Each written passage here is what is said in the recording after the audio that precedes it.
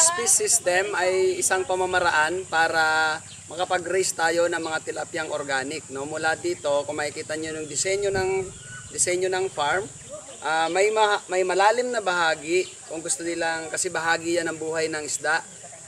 At lalabas siya, pupunta siya rito sa palay. No?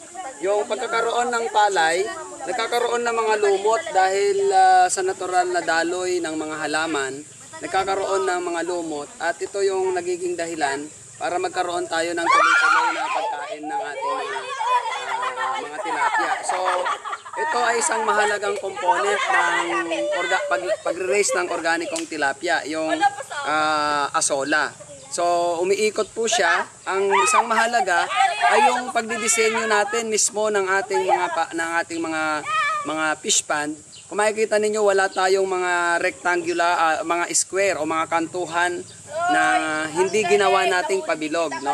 Dahil sa nakita natin, sa pag-aaral natin sa buhay ng mga isda, ito ay kinakailangan na circular o oblong yung mga dulo ng ating mga fish pond para mabawasan natin yung mga stress ng mga tilapia at hindi nila namamalayan na sila ay nakakulong. So ito ay umiikot lamang.